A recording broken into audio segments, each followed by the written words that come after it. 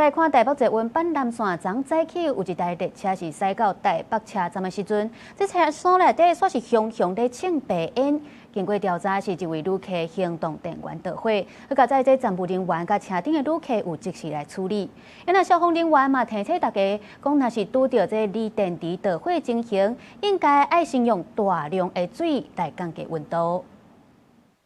火已經拍花，不過車廂內也照火焰，7000多乘客第一時間疏散。11早起，通勤尖峰板南線台北車站往南港展覽館站方向一台列車，有旅客持對講機反映車廂內有物件嗆煙，車站人員隨上車處理。車內旅客已經協助使用滅火器拍火。後續確認為旅客行動電源自燃，站長依照 SOP 將行動電源完全浸泡於裝冷水桶。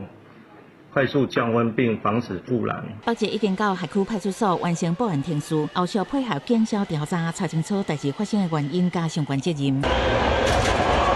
中火事故現場月台配置鐵桶椅、耐熱手套加乾仔水，若發生行動電源家己倒起來嗆煙，站務人員就會當就近提來處理。目前北捷全線117個車站攏有這款配置，這陣啊國內外攏發生旅客坐捷運的時陣行動電源家己倒起來嗆煙的事件，旅客的安全意識已經有提升。比如去玩的話，我會帶。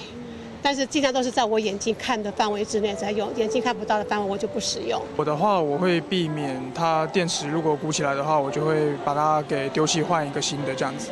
到底前一天高鐵嘛發現有旅客行動電源家己倒起來，致使第10節車廂嗆白煙，第一時間列車人員用滅火器拍花，擱用滅火毯包起來。專家建議，若是坐大眾運輸拄到行動電源家己倒起來，一定愛先通報，第一時間會當用水來降溫。原則上不要使用現場的一個乾冷滅火器來做一個滅火，因為乾冷滅火器是無法有效針對鋰電池的部分是無法有效做一個滅火的動作。那可以去先行收集現場的一些水來做一個